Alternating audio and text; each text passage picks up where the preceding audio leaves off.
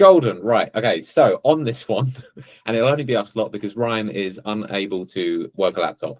We're going to be discussing the principles of pacing programming for an athlete. And those areas will include, and Beck, you take over, what areas that includes.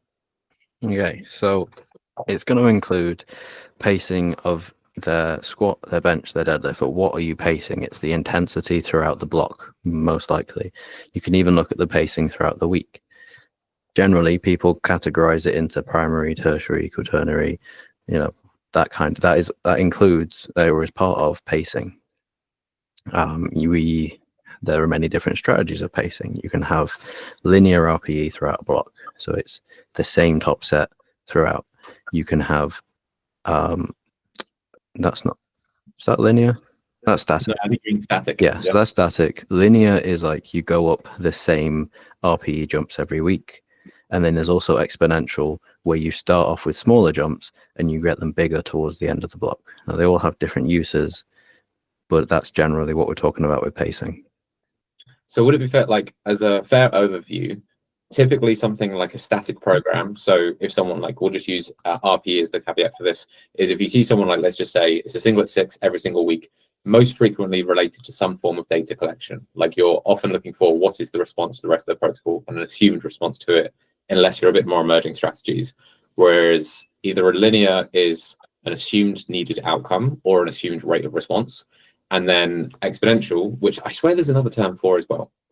Can't think of what for the life of me what it is, but in principle of like a forced progression towards the end of the block, but not allowing like a more aggressive ramp of intensity towards the end.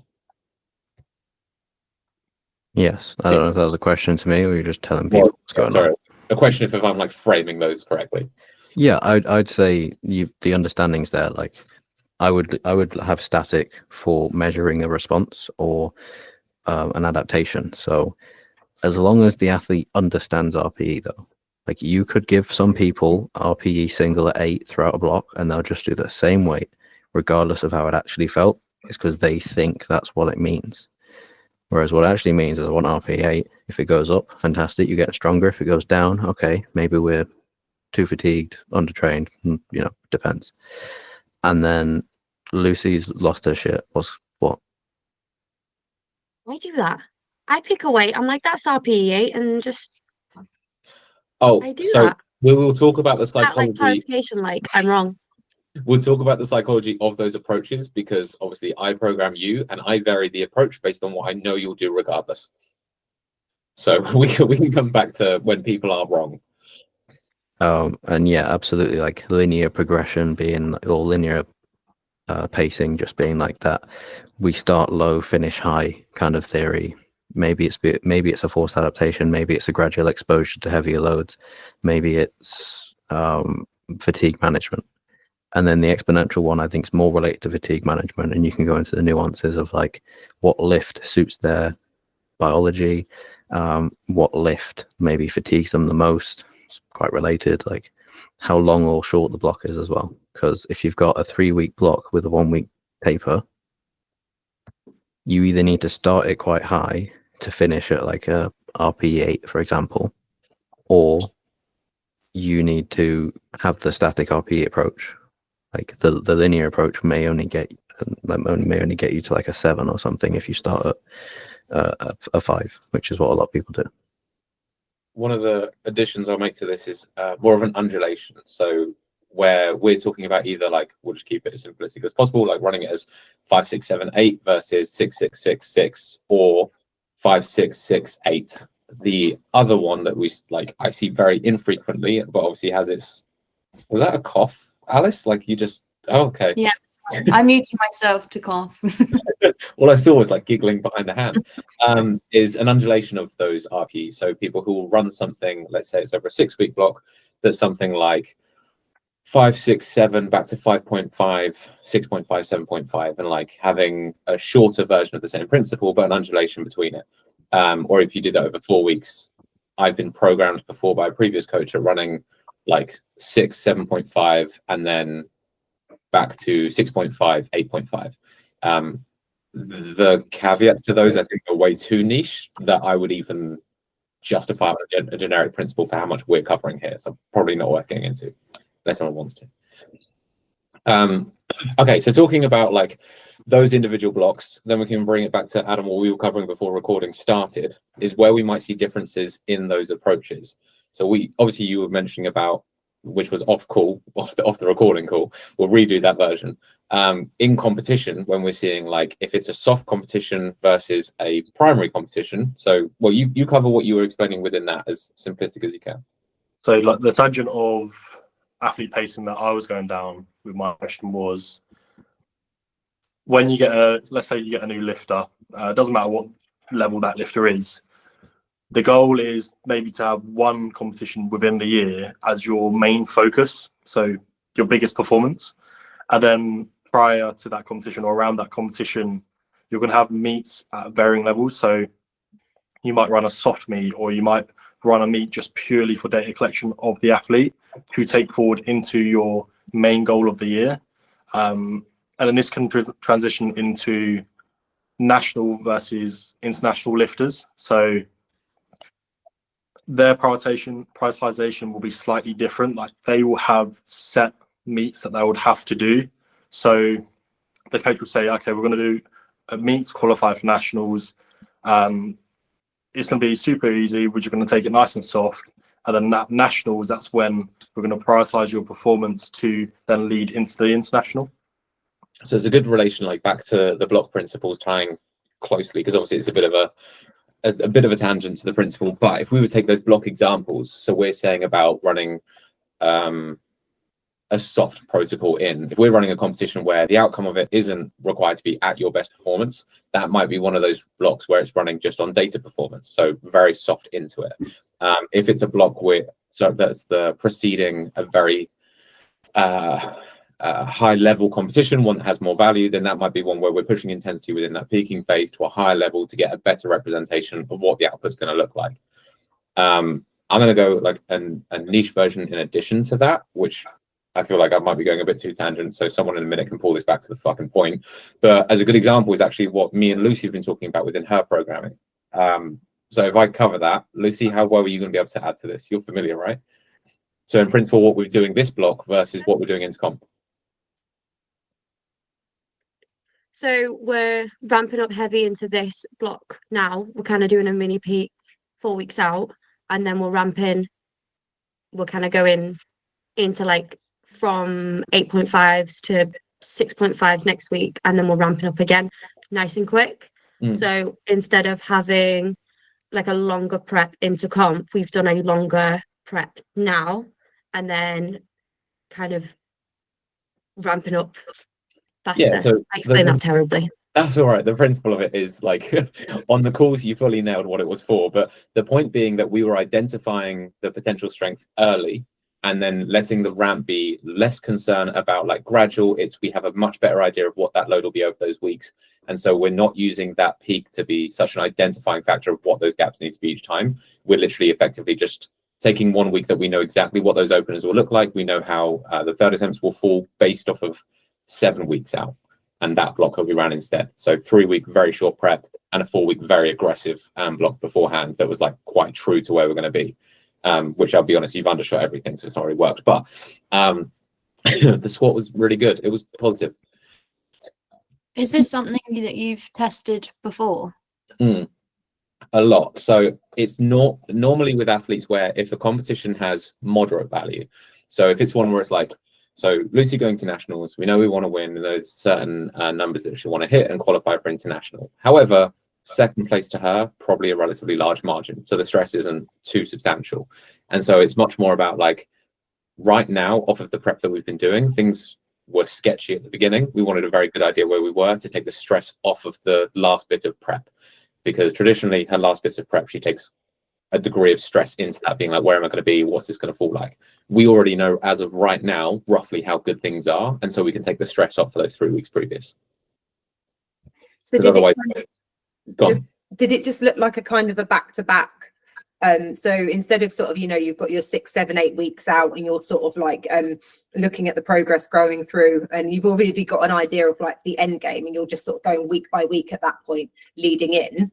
like you do across a regular block? Did you sort of go for those, what was it, 3 weeks, stop, and then almost just sort of rinse and repeat that, and then just push that aggressive intensity? Yeah, so first block is like, so let's just say in theory it runs a 5.5, 6.5, 7.5, 8.5 to 9 on that final one, and then the block following is just going to run 3 weeks comp, and it just be, we know how that final week will fall, so we can minimize, because obviously she competes midweek as well, it minimizes the stress of getting peak numbers in early with enough time to recover from the fatigue, and then we don't have to have too much time to taper either. So just make it, we've ran similar before. I think I actually had to do similar with Harriet before Worlds. And effectively I ran Euros like that, because the time between these guys had Euros and Worlds, we ran very hard into one, and then effectively got to recover for the prep of Worlds, and then Worlds was better performances. So that's one of those slightly more nuanced ones. I've had this kind of block previously where you prep really heavy and really hard for Worlds, and then you've got something like 5 or 6 weeks in between Euros. Yeah, I mean, so that's kind of, yeah, it's kind of like not enough time to recover and go straight back into it because you hit so hard at Worlds. But yeah, it depends on the primary weight. We've been kind of more conservative this week with the 4 weeks coming up. It should be even better. This is one that, like, it would make way more sense on paper. Explaining this one seems a little bit messy. So let's talk about, like, okay, brand new athlete, how are we picking our progressions? Let's say you've literally just had someone relative beginner. What's that first block going to look like in theory? Anyone jump in? I'm going to make assumptions that if they're a brand new lifter, they're not going to understand RPE. They're probably going to massively overshoot or undershoot it. So likely to be quite gentle with the RPE until they have a full understanding of that, likely to even repeat RPEs until they get a better understanding, because if we continue to change the RPE and the number, how are they learning? So maybe it would be a good idea to pin a top set at a static RPE or a percentage drop or something like that as a learning point. But yeah, my assumption is usually that it's going to go one way or the other. They're not going to nail it. Yeah, I like using percentage drop for working sets just to like manage their like load selection, because they'll probably learn if they do undershoot quite a lot and they're like, maybe the working sets were a bit too easy, then maybe the next week that if we give them the same RP on the top set, you can sort of see if they made a mistake in that first one. And it takes some of the decision making away from them as well. So they're like, oh, I did a set of 6 and that felt maybe like an RPE 6. So it's just, again, giving more accurate representation to what, you know, the intent, like Alice said, the intensity that they should be hitting. Yeah, less decision making for them. Yeah. And to throw the same question to Beck, brand new athlete, are you taking more of a static approach or a dynamic approach on that first block? I'm going completely different to all of you. Is I'm giving them set weights and asking for their RPE, and I'm going to also use the video analysis to have a good idea of how it looks that it moves, which isn't RPE, it's just how I perceive it moving. So I perceive the difficulty, slower it is, harder it's going to be. And then they still get to learn RPE, because I'm like, oh, here's 100 kilo 5x5, and then they go, oh, that was really hard, that was a 10, and I look at the video and I go, it wasn't. So I creep up, 2.5 kilos, and they can still do it, and I'm like, was last week a 10 now? And they're like, nah, it was more of a 6 because this was a 10. And like, that's how I probably teach RPE. So giving them that incremental increase over a block is something I would still do, because then they learn more of what their top end is. Brand new lifter, agreed, probably not going to know RPE. So why prescribe RPE? They don't know it. Like, they're going to make the wrong call. We know that. So if I give them the weight and ask them to judge that RPE, then they can start learning it, and exposing them to higher RPEs calibrates their scale. That's probably my approach. One of the big things here is we're talking about, like, effectively the rate of learning for the first block, because I take a different approach to all of us so far, which is the first week almost always nowadays is having some form of whether it's descending or ascending sets, so that they are gauging. So because obviously what we're looking at is really are we going to lose that first week to poor selections? How do we avoid losing the second week, third week to poor selections? And so obviously, Alice and Cheryl, what you're saying is like after that first week, we've probably lost the first week to poor selection, but by the second, similarly so. And then Beck, similar of like we set load, but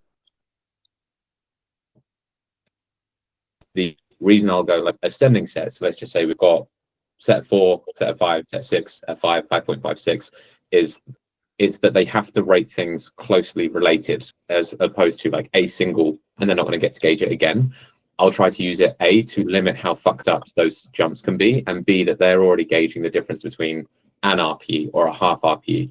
And then also I have the space to then the second week set load or load cap, or even adjust protocol. So if I go 1x4, 1x4, 1x4, let's just keep it simple, it's like 5, 6, 6.5. If they shit the bed and the last one's an 8, the next week I can program into a triple and I can set load or I can load cap, because I now have data to go roughly what those RPs look like, and I have more data points how they respond to those. So similar like principle of rate of learning. The only thing I find really hard is, Beck, what you were saying about setting load from the first week is if they're a good lifter, easy. And I can remember the title good lifter is a bit vague there, but if they're not technically proficient, then I find setting load can be so hit and miss. How are you setting it? Are you going by like percentage region to work within? Of their I'd go percentage. So, like, how new is the lifter? Like, let's say they're completely new like, to powerlifting. New to powerlifting. Oh, so like they've lifted before. Yeah. I still think I could use percentages. If it's brand new, like that's a bit difficult, to be honest. Like brand new, telling them what to do on the first week. They're like, I've never been to the gym. So yeah, brand new is going to be a fucking nightmare because they're not going to ask. Yeah, like can't really use percentages at that point. What sort of percentage and rep range would you take from that first week then? I mean, we're not looking at many reps because, like you say, they're not likely a very proficient lifter and consistent. So I'd probably have, let's just say the primary day and secondary day. I'd start the primary day at about 70% and maybe do like 3s, maybe 4s. And then we're looking at the secondary day, probably a few more reps, because I find to give someone more reps, there's less of a difference between each rep in terms of difficulty. So like, if you think of, I'm going to give you 8 rep AMRAP, which is not relevant to the example, but the difference between like 6 and 7, 7 and 8 are very similar. Whereas if I give you a 3 rep max to do, difference between 1 and 2, 2 and 3, there's a big difference there in terms of difficulty. So giving them a few more reps to do kind of also calibrates that incremental difference of what's more difficult. I like that. That reminds me of the topic I wanted to do one of these calls on velocity loss, because you're using a velocity tracker, right? Mm-hmm. Are you tracking velocity loss between reps? No, I'm only currently using it for the like lower reps, like anything below 3 reps. Okay. At the moment. Okay. Subject. Okay, so one of the other things we'll say, I will nerd about that with you another time. One of the things that myself and Alice were talking about yesterday is like when we're talking about blocks, when we're going to, because we're talking about whether it's a linear or a dynamic or static progression, but why, for instance, a block might run to a lower RPE rather than a higher RPE. Obviously, we're just referring to RPE all the time, whether it's our RIR percentage, fucking whatever. But the point being, like, why we'd run a block to a more aggressive end rather than a softer end. Alice, you remember what we were saying on that? Yeah, I kind of wanted to say about when people want to PB because it's week 5 or because it's end of block, and why you'd maybe, do you want to give lifter satisfaction and let them PB? That's when you could like ramp up the RPE. But if you don't want to, that's when you could almost like stop that progression with the intensity and potentially like end of week, end of block, and the week before maybe giving them the same RPE if you're not wanting them to like overshoot just to PB because it's end of block, so it doesn't carry over into the next block. And that's where we were saying about like harshening momentum between blocks of like, if we're going to do something towards rinse and repeat, it's been really productive. If we let someone like go balls to the wall in that last week, are we just damaging the potential of the next week being able to rinse and repeat that protocol? But do people like Beck? Do you have like a suggestion? Anyone's welcome to reply. I'm only saying Beck because I know that you're on a similar page to me with this. But if end of block, do you have a bias towards how you want to end each block, or are we going to come back to depends how far from competition? Probably have a bias. I definitely think it's changing over time. But yeah, sure. Like I'd also want to finish on a high generally, end of most blocks. But that high, just like we're pacing the block, for example, if we choose the linear approach, 5, 6, 7, 8 throughout a block, you can pace cycle. Like I'm gonna say you're gonna pace the cycle. So the first block finishes at a 7, next block finishes at an 8, the last block finishes at a 9, potentially. Like if that's what you want to do, for probably similar reasons that you'd pace it that way throughout a block itself.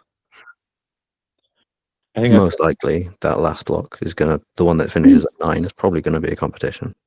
Yeah, so I was about to say this is often because we were talking about SBD days the other day, like running an SBD day of soft testing, like take its singles on that last week of the block, all taken at 7, the following block at 8, the following block is comp, and you've just done data collection. Is that something similar to what you're running at the moment? Yeah, it's quite similar. So I currently have SBD, an SBD day throughout, but some people I have started to program just an SBD day on the last week, almost as like testing out tapering protocols. I'm Which doing is something that I'm starting doing, and not something I've done before. So that's one that we should probably get into. Has anyone done similar to this as a principle, just like throwing in SBD testing in block? So I got talked into this with Brandon, and then immediately after writing it was like, I should do this more frequently of just testing the block response, because it also means that I can do, we spoke before about like the non-traditional peaking process. So where people like single, and then testing or peak and taper, whatever, as opposed to, well, if they're running triples and then you run that last week, kind of like a taper into a testing SBD day, what that response is, because you get those slightly more unconventional testing processes of where it really pays off. And so something I think I'm going to do much more frequently, similar to yourself, is doing that like SBD session once in a block, even if they're ran just at 7 and being like, I'm just doing this for data to see how you respond off of this being a peaking block versus when the working sets are 4s or the secondary days tempo, whatever. Like I just want to get an idea what the response looks like more frequently. Like this. Sorry, we got into nuanced bits. Did anyone have specific questions that they'd raise for this subject? I was going to jump in and say, because we haven't really spoken about how you can pace a variation. So if you get a completely new lifter, you're not going to throw them a 3-count paused bench. So you might start with a 1-count paused bench to begin with. I'd give them 3 count the first week. So then you can progress that into the following block, maybe as a 2-count. And then if you really need to program in a 3-count, you can sort of add sort of that progression that way. Who else here is as mean as me and would program 3-count out the gate? Yeah, I want to know why you're being such a wet wipe and not programming 3-count pauses. It was just sort of how you can use variation as a means of pacing, rather. I understand the It's not question. something that I wouldn't really do myself, but it's a different tangent to it. That's one. I don't want to say to Beck again because I talk with Beck too much.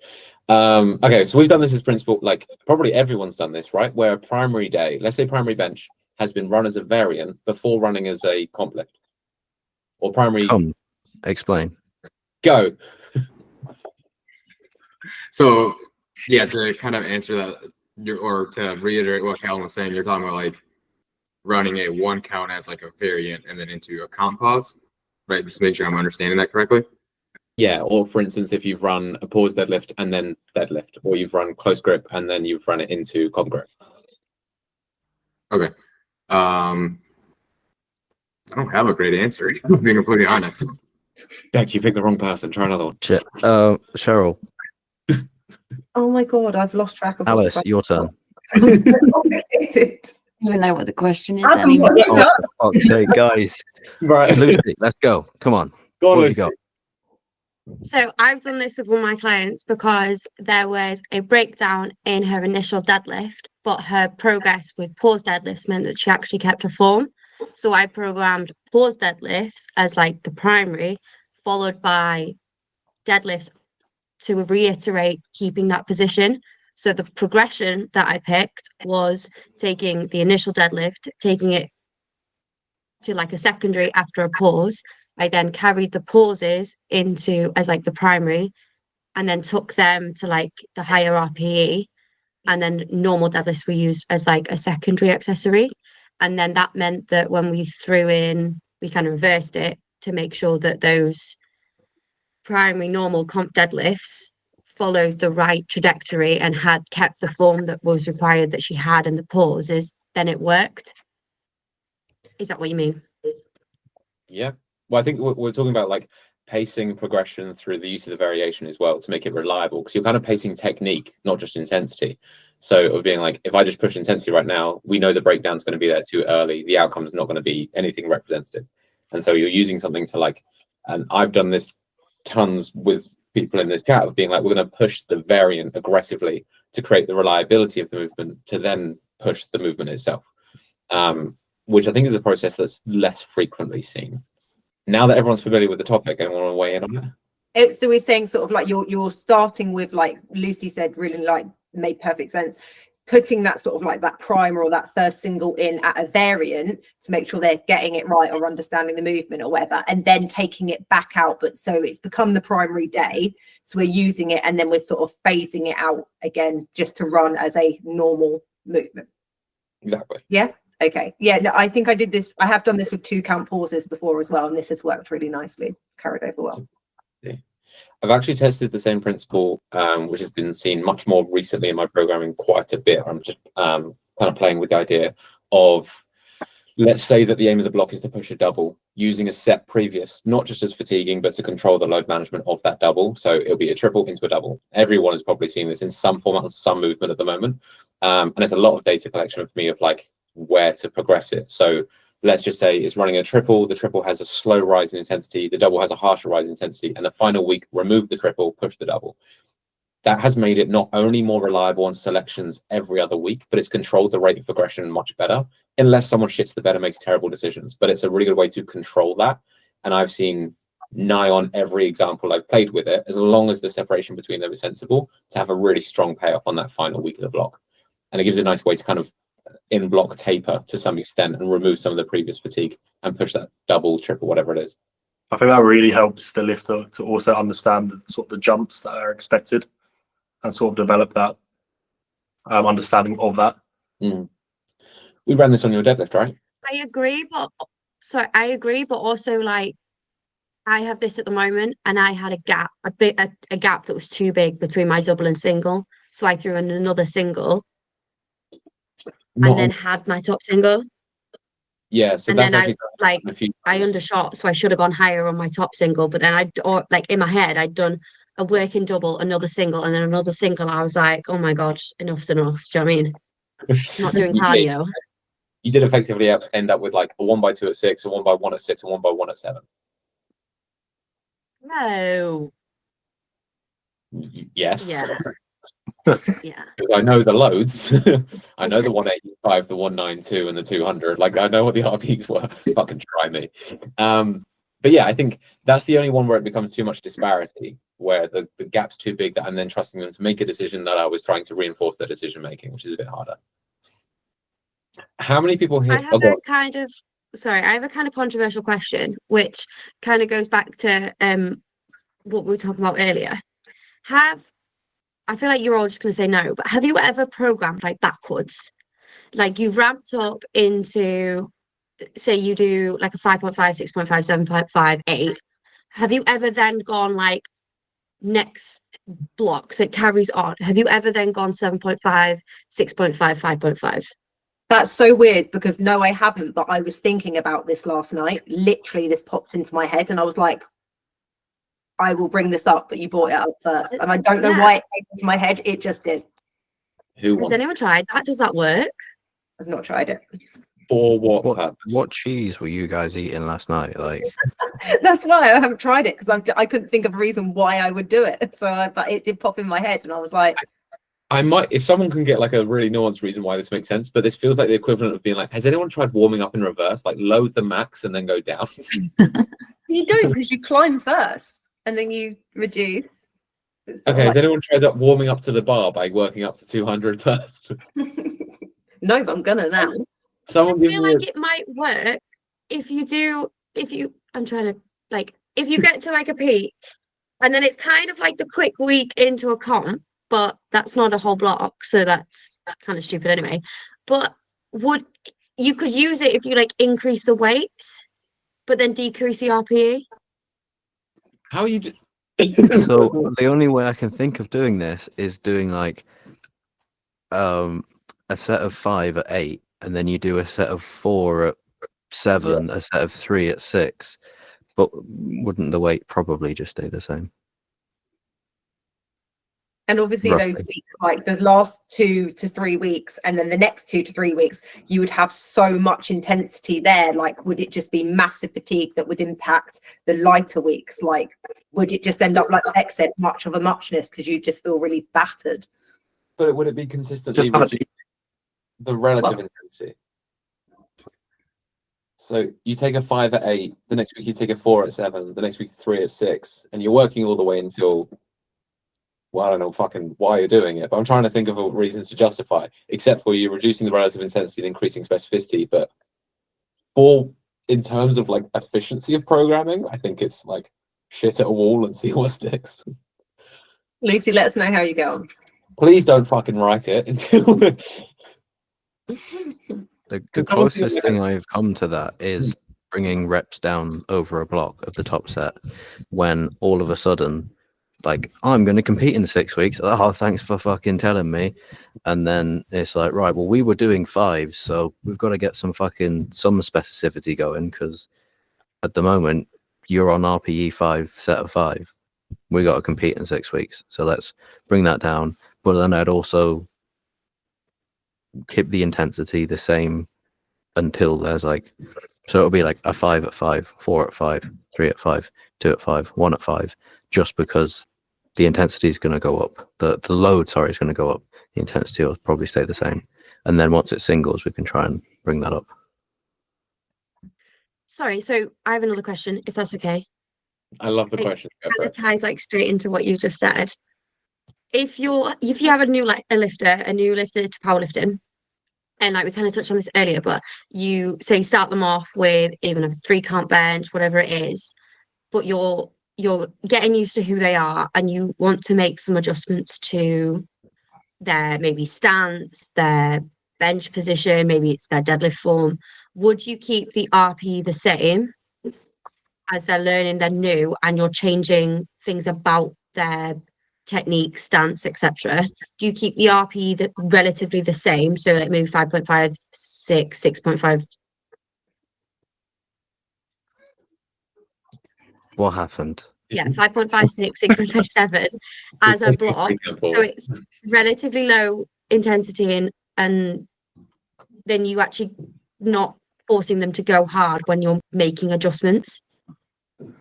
Yes. The question is like completely fair. It was just the pause in between that's thrown everyone. So effectively, new movement, would you keep the static intensity because you're changing other variables? Yes. I want to weigh in. Sorry, yeah, that's my question. Sorry. Also, yes. I would say yes, because like it's the same as when we're learning anything else. Why, when we haven't got a foundation for that, why are we adding load to that unstable foundation? So I think effectively completely yes, especially with something like the 3 count pause with too many variables. The only bit that plays into this, which is actually the bit that we've touched on, is athlete psychology, right? Like if we're trying to control the direction that they're going and expectations, one of the hard things to manage, which everyone has dealt with, which is you take a lifter with some form of technique that's not reliable, you're not a fan of, you make initial changes. We all see the first bit be, unless it's something really foundational, a diminishing return before it has a positive response. So someone with incredibly passive foot position who like fucking drops the bar and then heaves it in the air, and you're trying to build from that point, the first week they hate it. And then they go from their 3 count pause was 100 kilos. The second week, they're like, oh, I felt awful because it was new. It's 90 kilos. And the week after, when they're finally getting used to it, it starts to uptrend again and they see that response. That bit of psychology is the only thing that might make me change my answer to that. So rather than like singlet six, singlet six, singlet six, if the first week they do it and then I make some technical changes and they don't feel as good, I might even drop the intensity so that when the weight comes down, they relax about the fact that the number's lower rather than direct comparison week to week. Because I find this bench is a really specific one that happens the most often for me, is someone being like, but it already feels so much worse because they're immediately comparing to the week prior. So that might have me actually start with a variation, like let's say it was a 6, the week after I might move it to like a double at 5, which is the same fucking weight roughly, but I will just try to skew their perception of what that was just so they don't compare it directly. Psych. Okay, so who here actually does program? So we talk about data collection with static program, singlet 6, 3x5, fucking whatever percentage drop, no change, whole block. Who confidently does this consistently? I don't do it consistently. I've done it here and there for various reasons, but I found no reason to consistently do this. No. So, because obviously the biggest issue I find is huge benefit to data collection. I know a lot of coaches that run this for, in fact, I've been coached by someone who ran this for 11 weeks, the exact same protocol, no change, just to see rate of response. I can't fathom being the lifter. I mean, I was the lifter and I fucking hated it. I can't think of many people who would respond to that very well mentally or physically. I think it's okay if maybe they see some progression elsewhere in the program. So I would do like a static RP for just not a primary bench day, for example, just like 3 sets of 4 RP6 just throughout a block. But as long as they're seeing progression elsewhere in the block, I feel like that will make them feel a bit better. That's one to cover within like secondary, tertiary, and quaternary days, where we see those static versus dynamic approaches as well. Who wants to just clarify that approach between different primary, secondary, tertiary, all that sort of thing? So primary day, see our priority day that we're working on. Secondary day might be something like, doesn't always have to be like a variation or something like that. And then sort of the way I've programmed in the past, just to give an example, is like tertiary day may include a variation or the standard movement, again, just to maybe add some volume or something like that. So it may be a very skill-based day. So it's not ramping up any kind of cumulative fatigue or anything like that. Again, it's just there for maybe a little bit of data collection. And sometimes I play around with those because I think that if that starts to perform really well, I might want to make that my primary day. So yeah, it's there just for a little bit of data. One of the rare ones I'll say where I did, so traditionally you're going to see primary day have some sort of more dynamic approach, secondary day somewhat towards static to some degree, or a very soft ramp if any at all, and then tertiary or quaternary tends to be much more fixed dynamic unless you have individual response that tells you otherwise. One of the things I will say that I do very frequently at the moment is high frequency benchers will have a lot of static programming, but it'll be like, let's say it's a comp bench, it's a 2 count bench, it's a tempo bench. Each one programmed singlet 6 and then like 3x3 with a 12% reduction. And I'll do that for like 3 or 4 weeks to identify the highest performer before putting my eggs in a basket. And this is actually, Adam, we spoke about doing this on your next block, of just being like, at the moment, every now and again, one of the variations changes, a volume approach changes, and then the best day seems to start shifting. And there's so many things that play into that and go, well, let's just scrape data for a minute, clear all the stuff we have. Where is just immediately a clear, better performer on both skill and performance. And then we can start to build around that principle. Anyone disagree or wouldn't want the approach? Well, I was just considering the fact of we're here being like, let's find our strongest day for bench. Let's find our strongest day for squat and deadlift. Every comp's on a weekend. Every single one. So maybe if we can influence which day is our strongest, we should probably guide it towards the end of the week. Would be an idea to have, because cool, your best bench day is Wednesday. Unlucky, son. Your comp's on Sunday. Like, there's nothing you can do about that unless you're competing at internationals. And then it could be any day of the week, and you probably won't know until the day before, because they'll change it for no reason and put you in a different flight without telling you. And it's like, oh, not competing till Tuesday. It's like, actually, you're competing today in 2 hours. It's like, what? So, like, as much as it's nice to find out which is the best day, I think we can maybe start guiding things towards a certain day. But then would you say go on. the competition's SBD, would you then try and land your squat, bench, and dead on one day so that it's all good? Or would you distribute it throughout the week still? You cut off a little bit at the start. Try again. So obviously competition SBD. Mm-hmm. Some athletes have different days for their primary days. Would you then try and shift their primary day all onto one day if you were trying to be really specific? Because that's a lot to handle in one day for some athletes. So it depends on how you program that. Like, you can still program potentially to be as specific as possible. 3 singles, SBD, that is your session done on one day. That's not a lot. That's 9 lifts. That's a competition. And if you programmed like the linear RPE, for example, like 5, 6, 7, 8, then, you know, first week's not very hard. Second week's probably not very hard. Third week, a bit difficult. Fourth week, yeah, that is difficult, but then you're going into a different block the next week.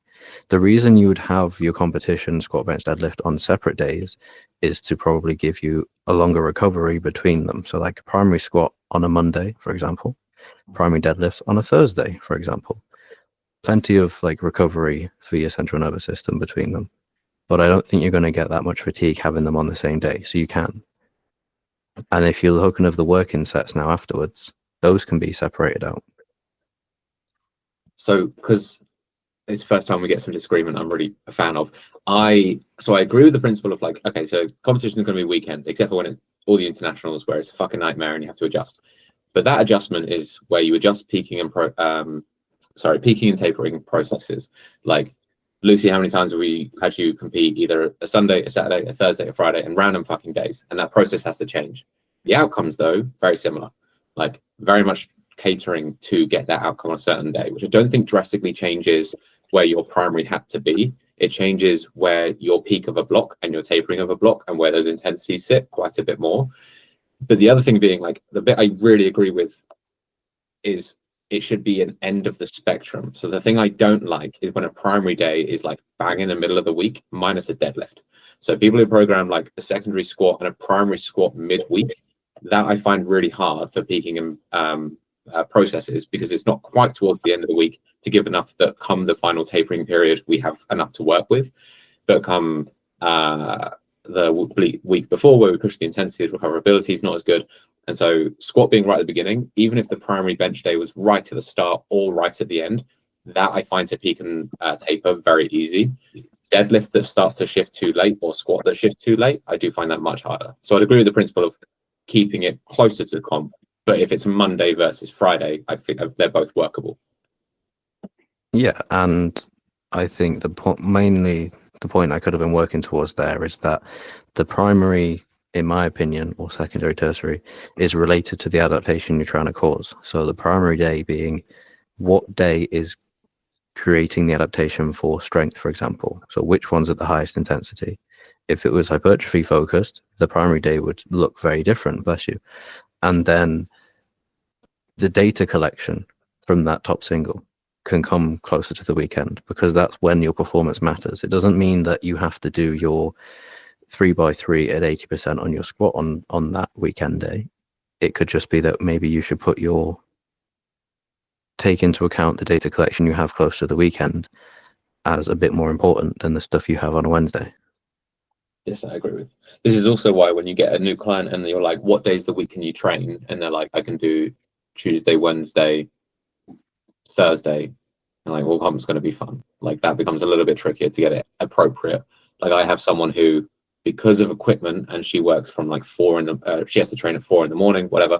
She does her day 1 on a Wednesday. She's competing this Saturday, her primary squat and that on a Wednesday. So her secondary days on a Thursday, compete Saturday. I don't even get most of her normal week to do it. Everything's really skewed. So that like peaking tapering becomes way more complex. But yeah, as a generic, if you could pick the perfect athlete, they would train on a Saturday and be able to, and then they would train whatever days in the week, and you could use that fucking Saturday ideally.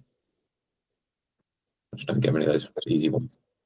No, I feel like we strayed away from the topic though. We did, but I liked that it was skewed because also pacing got real simple real fast. I'm really sad that the light bulb didn't come on once though. I had no idea how to turn it on. Like I've tapped it and everything. Like it's just not doing anything. I could like the whole time that it looks like it's looking around you, being like, just a single idea, man. I've got none. Like nothing I've said's clearly very smart because he's like, I'm not impressed.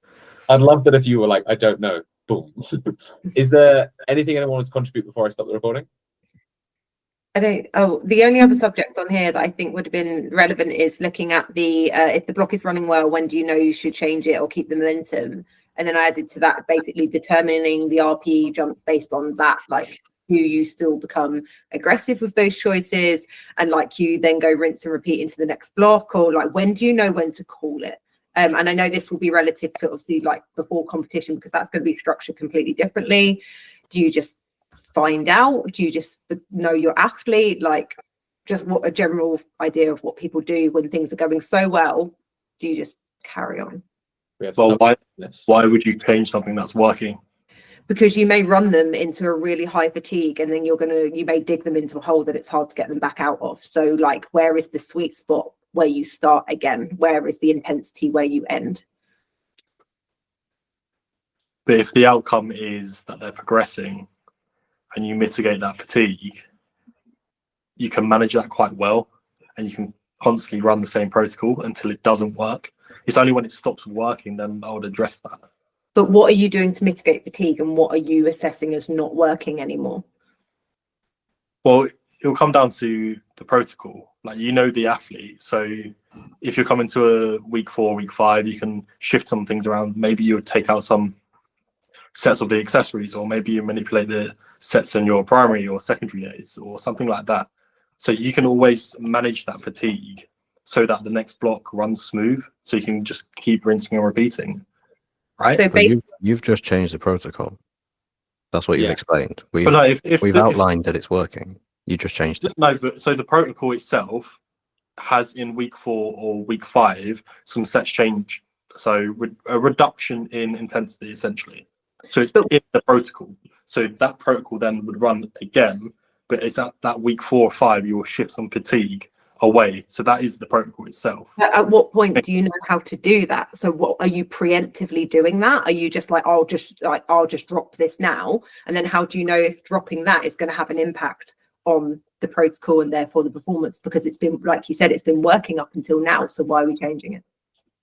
As we have sub 2 minutes, can I do a short summary answer? And if we want to cover this one in more detail, we'll bring it back. Short summary is that you're doing an assumptive change towards the end of the block. You have to make that assumption. If the outcome is very positive, you might give yourself 1 more week of testing. But if it does like either not represent the same way, or the fatigue when they go into that week, they're already representing poorly, you'll probably say like, this isn't worth, because we're bastardizing the process that we wrote in the first place. It's not worth just keep mitigating everything, keep minimizing all of the work to just basically push an E1RM because there's no additional stress and you're running just a soft, slow taper. So I think you'll probably assume a degree of like in-block tapering right on that final week. Past that, you just start to bastardize the process. And if we want to cover it more and disagree, which I would love to do, we'll do it on another call, because I'm going to stop the recording there, because that went. And stop.